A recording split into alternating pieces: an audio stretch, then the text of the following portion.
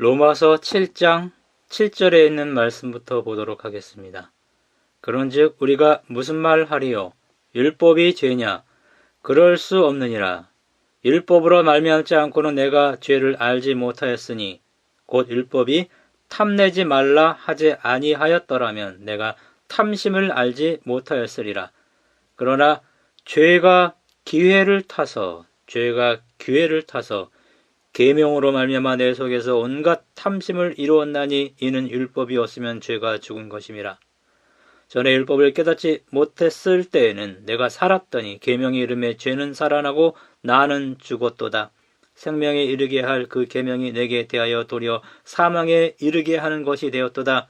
11절 죄가 기회를 타서 계명으로 말미암아 나를 속이고 그것으로 나를 죽였는지라. 이로보건대 율법은 거룩하고 계명도 거룩하고 의로우며 선하도다. 그런즉 선한 것이 내게 사망이 되었느냐? 그럴 수 없느니라. 오직 죄가 죄로 드러나기 위하여 선한 그것으로 말미암아 나를 죽게 만들었으니 이는 계명으로 말미암아 죄로 심히 죄되게 하려 함이라. 바울은 10번째 계명을 언급하면서 율법이 없다면 그가 죄를 알지 못하였을 것이라고 말합니다.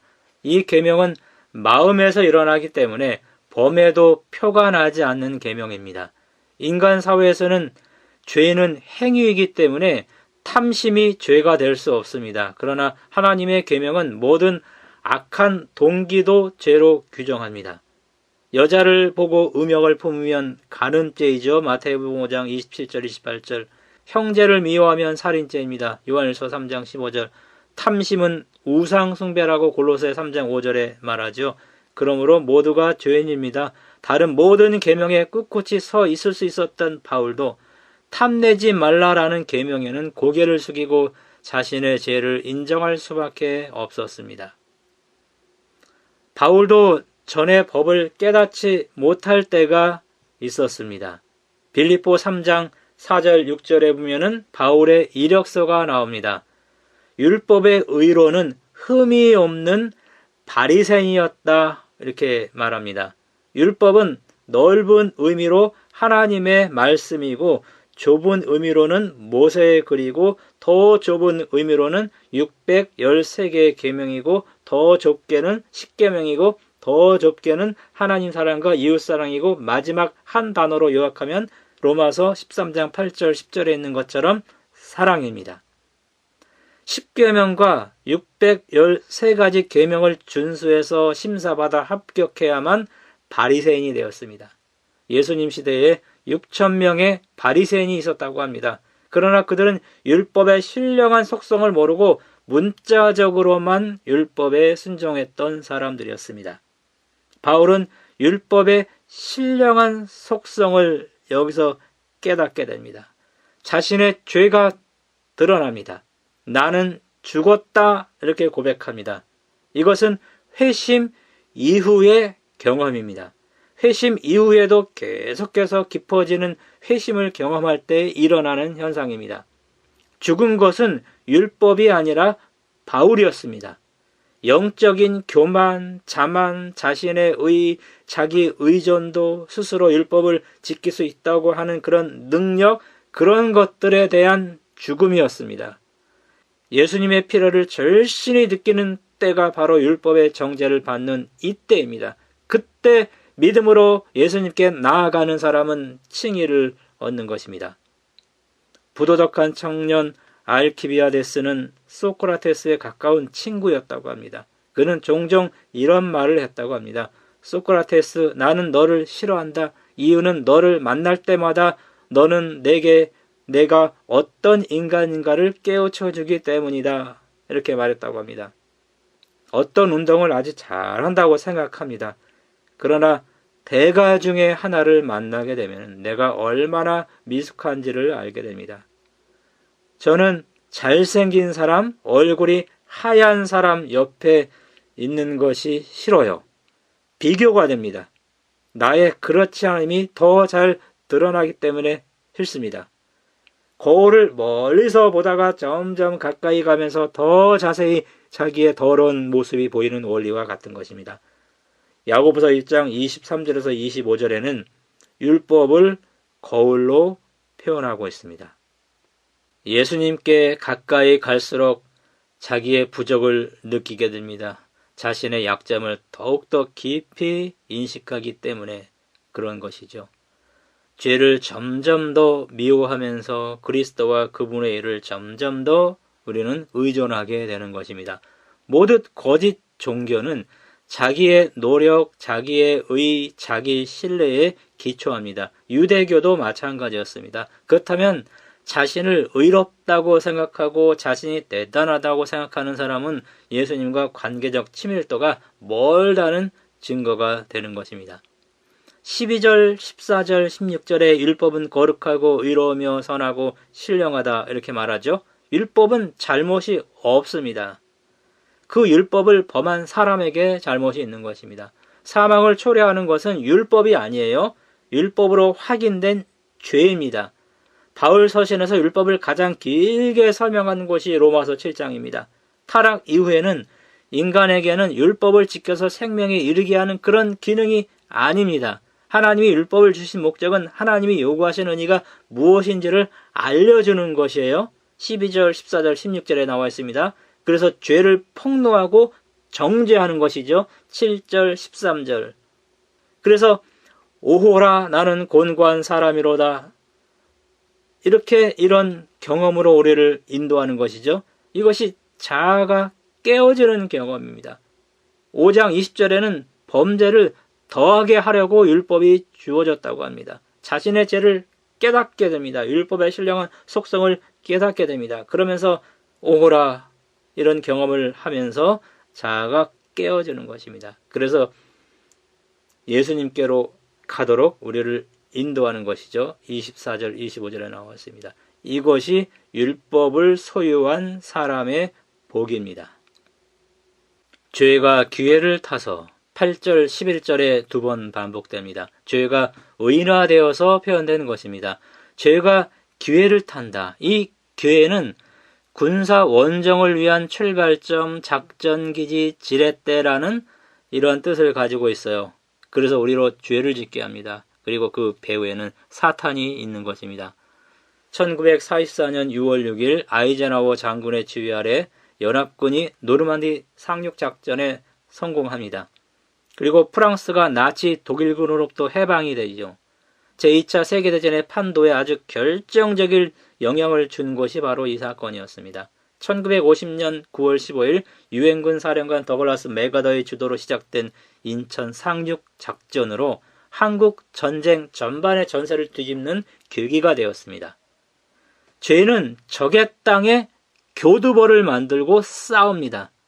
등산가들이 산 밑에 베이스 캠프를 치고 있다가 기회를 봐서 날씨가 좋을 때 정상을 노리는 것과 같은 것입니다. 이게 죄가 기회를 탄다는 것이에요. 죄는 계명을 군사작전의 본용으로 혹은 교두보로 삼습니다. 뭐뭐뭐 하지 말라라는 계명을 이용해서 사람 마음속에 그렇게 하고 싶은 반역의 요소를 불러일으켜서 죄를 짓게 한다는 것입니다. 죄가 선악과를 이용해서 아담과 하와가 죄를 짓도록 했습니다. 사람은 하지 말라라는 것에 호기심을 가지고 행하려는 마음이, 그런 악한 마음이 사람 마음속에 있는 것입니다. 율법이 금지하는 것 자체가 죄에게 그것을 하고 싶은 기회들을 제공했다는 말입니다. 죄는 율법까지도 자기 목적을 위해서는 지렛목으로 사용할 정도로 아주 강하고 율법은 그것을 막을 수 없습니다. 이 죄의 무섭고 놀랍고 거대한 이 능력이 로마서 1장 18절에서 3장 20절에 묘사된 것 우리가 이미 살펴보았습니다.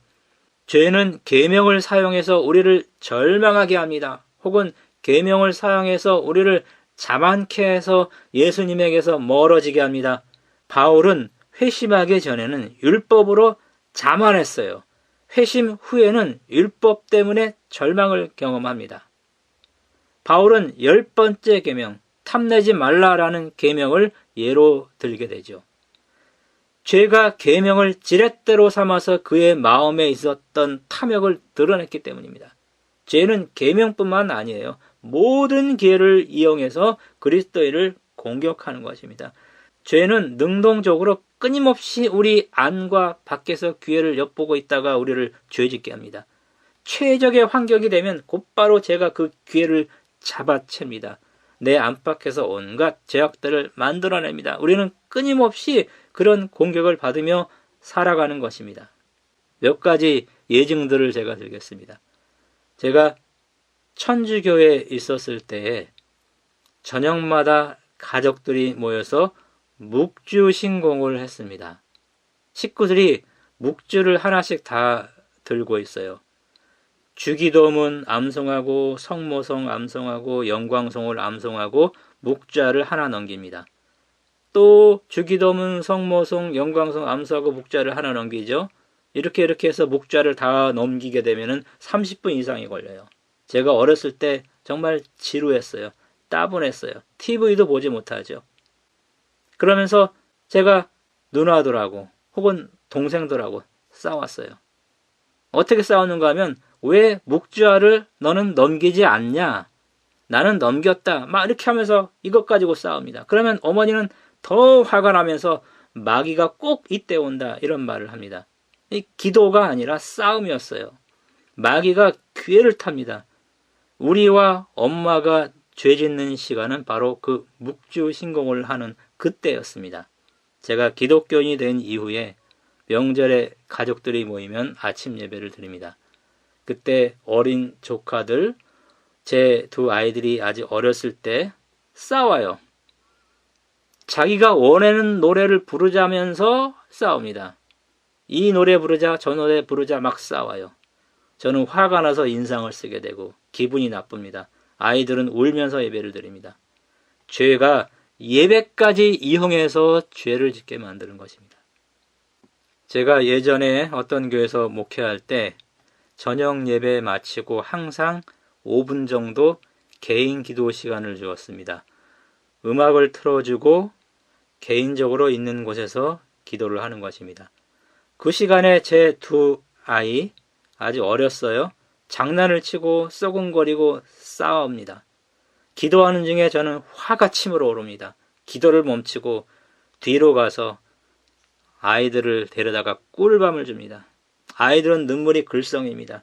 제 마음은 심란합니다. 찜찜합니다. 저녁 예배 때마다 이런 일이 되풀이 되었어요.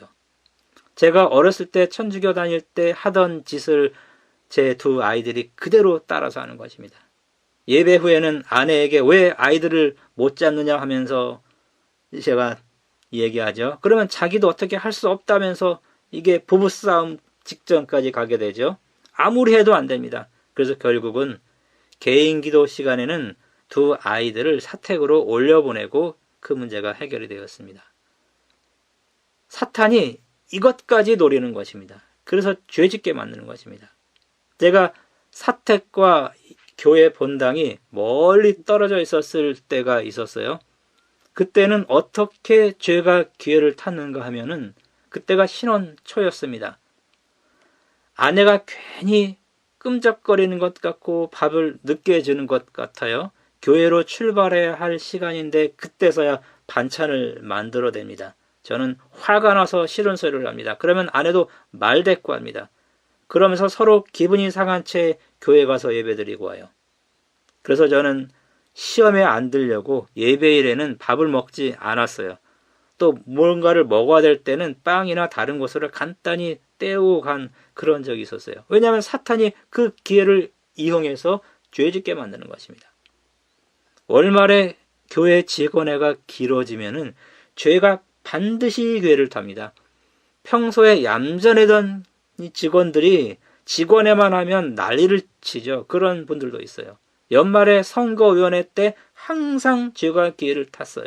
교회 행사를 할 때에도 그 행사를 통해서 죄가 기회를 타서 문제를 만들어내고 교인들이 싸우게 되고 여러 가지 안 좋은 일들이 일어나는 이런 것들 허다하게 일어납니다. 왜 그럴까요?